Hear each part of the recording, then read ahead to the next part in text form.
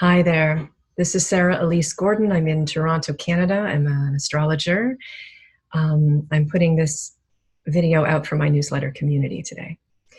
We're coming into a gate, a big esoteric moment, a real coming together of energy and an opportunity, an opening, a window.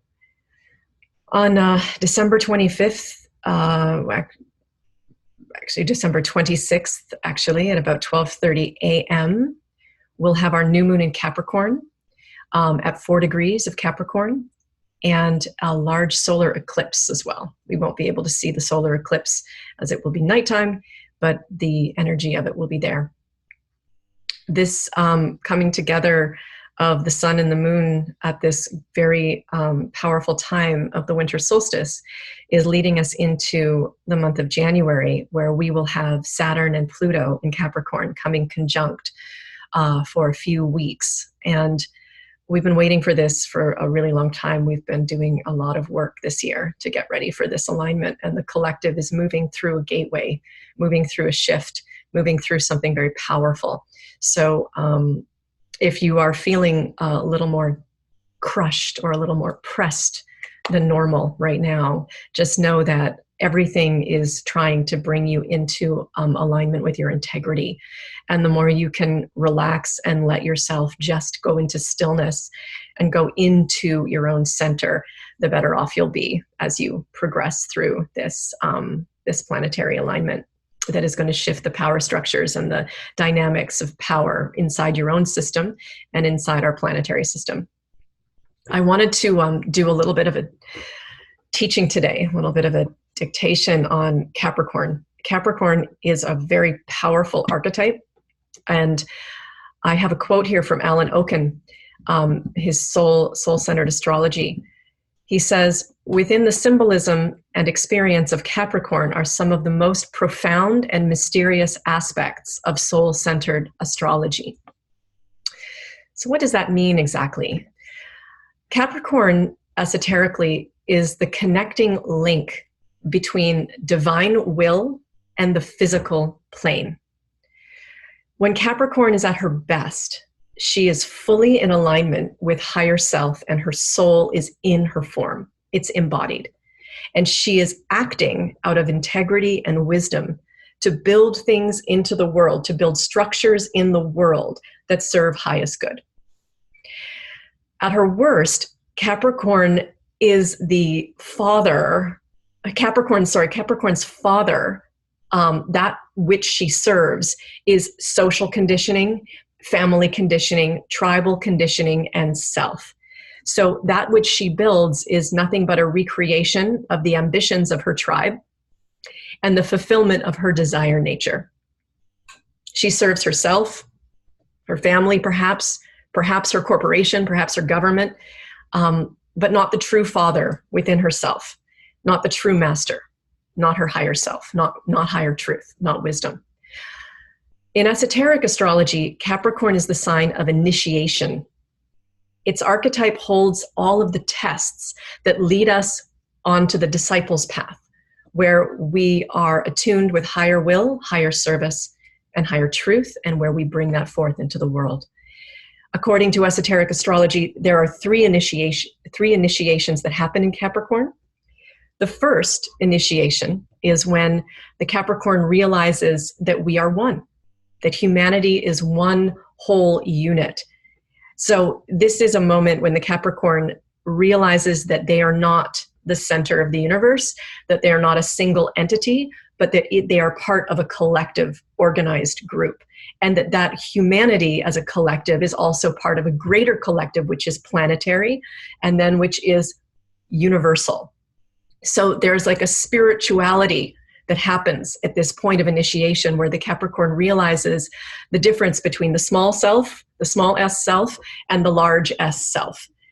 And this moment anchors the soul into the personality. This realization anchors the soul. The next initiation involves many, many, many, many tests over possibly lifetimes, where the state of love and higher wisdom is anchored into the personality, so that all of the Capricorn's actions come from a place of loving will rather than personal desire. So we all have a lower personal desire nature, and our personal desire nature is very powerful and it's very strong. It's represented by Mars in the birth chart. And it's anchored in the astral plane. So it's anchored in the emotional desire nature. And when we act from that place, we act in ways that are discordant for the collective good. They may be good for us personally, but they don't fulfill anything greater than our own need. Gaining control and mastery over the lower desire nature of the astral body is a grueling and long process, which is exemplified in the maturity and the age of the Capricorn archetype. It takes a long time to reorient the will force to be connected to higher will. And it takes a lot of love and care and consciousness, patience and persistence, will force application, and concentrated effort. The physical is not renunciated, rather it is reoriented so that it becomes an expression of consciousness and love, a soul-based life versus a personal-based one. This could also be said as building of the antakarana between the lower self and the higher self. So this is where I'm working right now.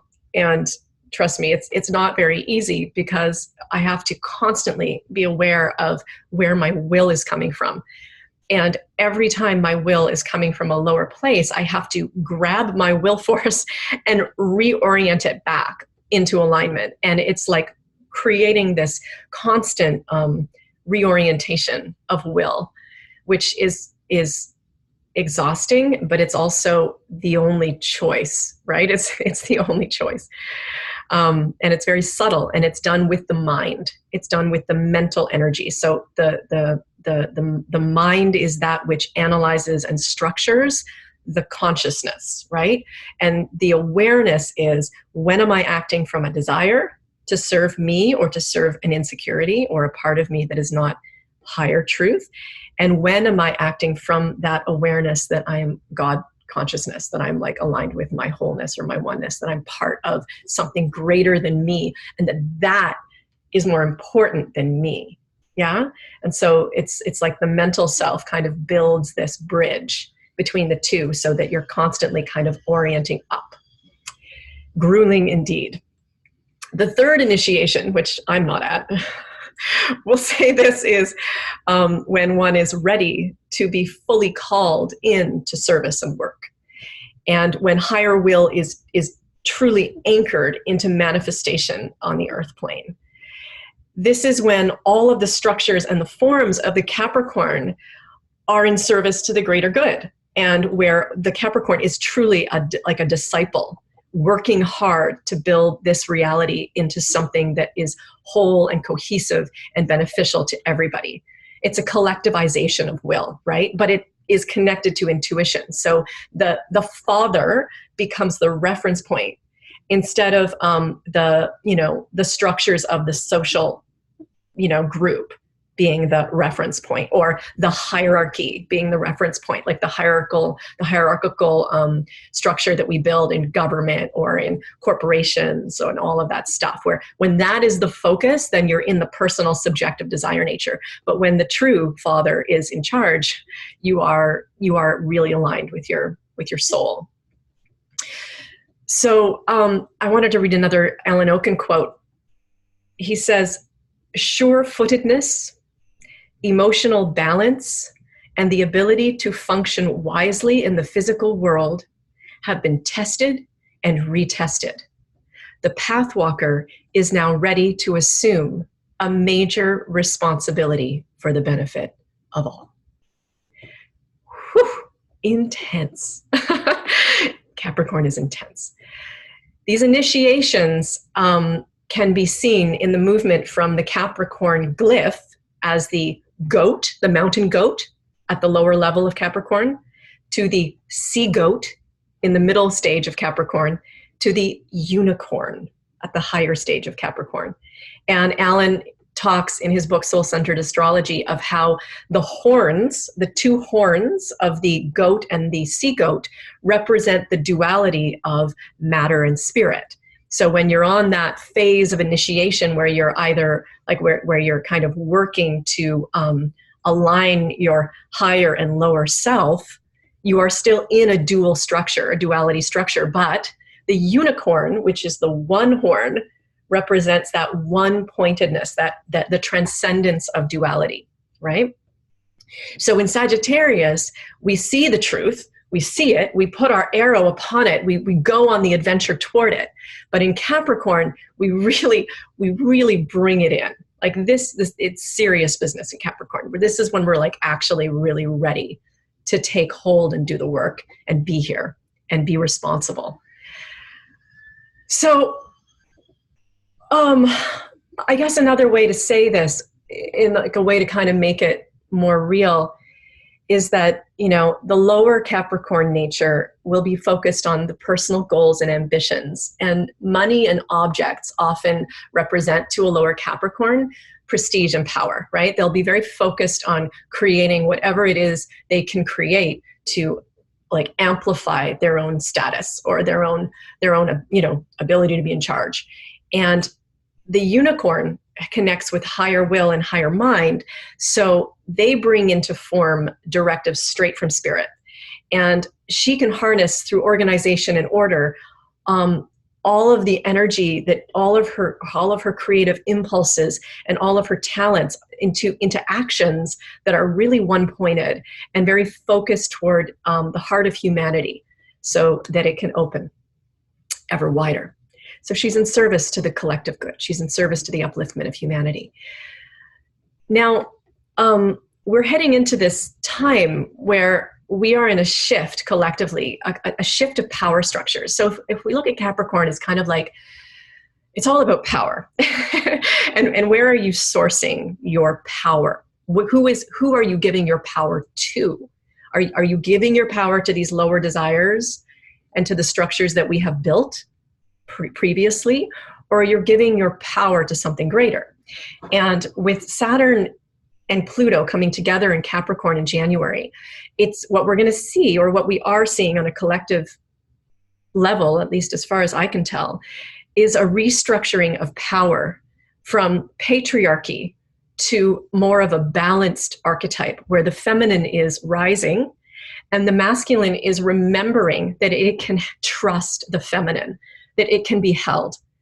You know, the destruction of our environment, the destruction of ourselves, of our health, of our well-being, we are hurting ourselves at all levels of society, from big pharma to corporate greed to political corruption to environmental devastation. There is no place where we do not see the corruption and the disgrace of our disregard for the feminine coming really apparent right into our face. So here we are at a time in history where we have to make a choice whether we're going to continue to feed that paradigm of destruction and misuse and disrespect and disregard, or whether we're going to align with something greater and something more whole and something higher and something more loving and something more collective. Think about it. If we could all wake up to the fact that we're one and that we all are here to take care of each other, how many changes we could make. The brain power alone on this planet, we could save the world if we could all get out of our anuses and start to think about things in terms of a collective, in terms of how we can each contribute to the greater good versus our own little self, our own minor will. So this is the gate that's happening in January. And this is the gate that is, you know, that is started at the winter solstice on December 21st, which was a very powerful night, continues at this new moon. This is when we are planting the seeds. We have, I think, 5 planets in Capricorn. We've got Jupiter, Moon, Sun, Pluto, and Saturn, and South Node, all sitting in Capricorn, a huge stellium of Capricorn energy. And then we're moving into January where we're, and there's a solar eclipse at the same time. So it's like, please don't underestimate how powerful this moment is in time, and how powerful it is for us to be able to kind of go into our own structure and see where our corruption lies. So while we may not be able to affect change at a social level, we may not be able to affect change at a global level, we can affect change at a personal level. We're responsible for ourselves and our own integrity. And that's the key word of this moment, or the 25th, that I'd like to leave you with today. It is integrity. Because when we're connecting to integrity, we are connecting to our line of will that pulls up instead of out, that we're cohesing inward, that we are structuring inward, and we're choosing with our mind and our will to align with God, to align with divinity, to align with something purposeful or meaningful or greater than ourself. So this is a really important time for us all to go in and see what is that's holding us back. What are the structures that are misusing us or that are disrespecting that which is whole in us? Where do we need to fight? Where do we need to apply our will in order to break the bonds of the old and move into the new with consciousness? Okay, so this is kind of the meditation of this new moon. I hope that's clear. I hope that makes sense to you. I suppose I just wanted to leave you with one more piece of information, which I was listening to a beautiful lecture on the power of Pluto by Adam Sommer, who's a great astrologer, brilliant man. And he was talking about how the last time that Pluto and Saturn came together in Capricorn, it was 1517, at the time of the Reformation, where Martin Luther nailed the treaties to the church. It was at the time what he was declaring, it was the beginning of the Protestant church and the split from the Catholic domination of power. Like, the Catholic Church was dominant everywhere and they controlled everything, and the Protestant church kind of took spirituality in a different direction. And what Martin Luther was declaring was that the sale of indulgences was wrong, that the Pope or the papacy does not have the right to absolve us of our sins, that authority comes from God. So you can see how there was a rewiring of the structures of power from the church, from the papacy, from the Pope, toward the divine, okay? So this is just one point, and we can go back and back and back, and I'm not a research astrologer, so I don't have the time to do that. But the point being that at this point in history, we're having the same rewiring of our will, of our where we are, what authority we are bowing down to. The phrase that is continuously coming to me, which makes me laugh, is, who's your daddy? Who's your daddy? We have to find our faith and our trust in something greater than what we are being shown on the outside. Because I'll tell you, I don't trust Great Pharma. I don't trust the government. I don't trust the structure. I don't trust the conventional medical. I don't trust the education system. I don't really trust any of it. We have to live within the structures that we've built, but they don't rule us. They are not infallible. Rules are there, and they can be broken.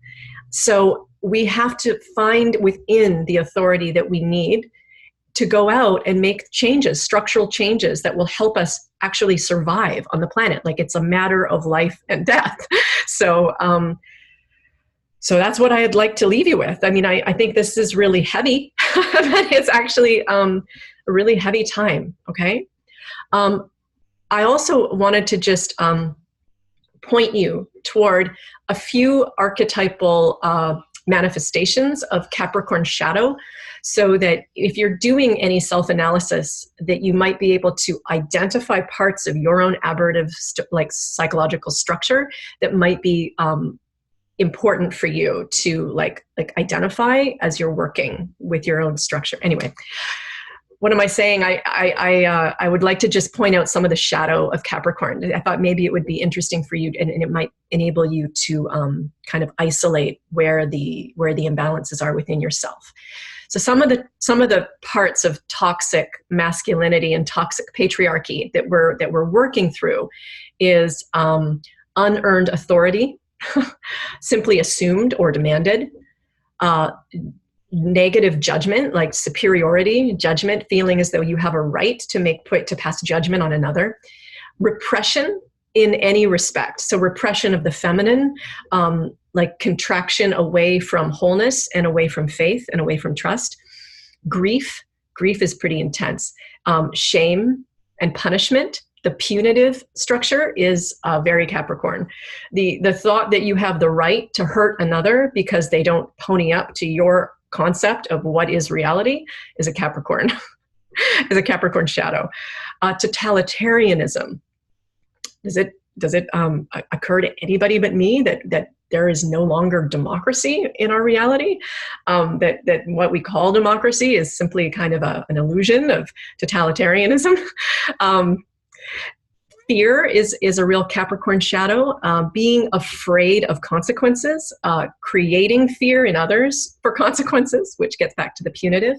Rigidity is also a shadow of Capricorn, that part of you that just won't let go and that is locked in and is cold, like really cold, cruelly cold. Rigidity is a serious problem with Capricorn archetype. Also paralysis. Rigidity leads to paralysis, where you just can't move. There's also a tendency toward conformity in the archetype, and isolation and conditioning. So more man-made law, which we've talked about, a focus on tradition, a use of guilt in order to cohere to tradition, self-defeatism. So cutting yourself down or not believing in yourself, holding yourself back, being lazy. Futility is then a repercussion of that when you feel like it's not even worth trying. And patriarchy, and finally, depression, burden, and fall from grace. That feeling as though you are completely disconnected and that there is something so wholly wrong with you that you don't even, like, that you aren't even worthy of being in alignment, and you're not worthy of being in society. It's like this fall from grace feeling where there's like you are despicable, right? There's like this despicableness. So these are parts, and I wanted to just, Patricia Walsh and her beautiful book, Understanding Karmic Complexes, is where I got this list. I wanted to just reference that because she's a genius. Thank you, Patricia. Anyway, these are the shadow qualities to look out for in yourself. Another way that you can kind of identify like where the work is happening right now is to look at your birth chart and see where in the chart the Pluto and Saturn alignment is happening. This will be also where the new moon is happening. If you find the chart house and the position in the chart where this stellium in Capricorn is happening, you can research a little bit what the meaning of that house is. Like, is it the 10th house? Is it around social structure, social standing, and career? Or is it the first house around my self-identity? And you can kind of dream in or imagine, meditate into that and kind of try and see where the shadow is inviting you to stand up in more integrity for yourself, okay? You also might want to look and see if you have any planets in the cardinal signs that are around that are anywhere in the cardinal signs, because those planets are being roped in. All of us cardinal people, I have a cardinal cross in my chart, so I'm definitely involved in like deeply riding this initiatory like pulse, this movement. I'm accessing it. Anybody out there with a lot of cardinal planets is also feeling it very, very strongly. So I urge you to pay attention to yourself and pay attention to what's happening. I'll just leave you quickly with some of the higher energies of Capricorn and some of the more noble qualities when the Capricorn is in alignment and where it is in truth and where it's in its wisdom. And the first quality would be honor. It carries great honor. It's very powerful. It has high social position, which is earned. It has a natural authority. It is a judge, a fair judge. It is mature. Capricorn embodies maturity. It embodies structure and reality. It creates wholeness. It is all about responsibility and discipline and an ancestral line, honoring the ancestry without being tied to the tribe. It's about history and lineage, experience and boundaries, healthy boundaries, structure and form, creating rules that serve the greater good. It's about politics, like the true politics, negotiation and contribution and collectivization and bringing things together, management, responsibility for others and for the greater good. And it is about accomplishment, because there is nothing greater than a Capricorn when he's in his glory. He's so beautiful. He's so strong. He is the truly divine masculine, exemplified and holy, like really, really beautiful, like a Christed knight, right? Or like King Arthur, like just a good man. A Capricorn is a good man or a good woman. It's beautiful. I wanted to leave you with one last quote from Alice Bailey, who is the channel and the source of esoteric astrology. She says about Capricorn, in Capricorn, we have the triumph of matter. It reaches its densest and most concrete expression. But this triumph is followed by that of spirit. There is full expression of the earthly nature in Capricorn, but also immense spiritual possibilities. Whew, okay, let's move beyond our desires for worldly success and ambition and move toward higher spiritual success, okay? And let's all remember right now that the mother holds us, that she is the source of our creation, that the feminine is that which is going to lead us into the future. It is her dream we are dreaming. And when we respect her and honor her and open up to her mystery, we are truly liberated and we are truly found and we are truly home. Okay? And that's what I'm going to leave you with. Okay. I love you dearly, and I'm so grateful to be walking through this with you. Thank you for your time and attention. Bye-bye.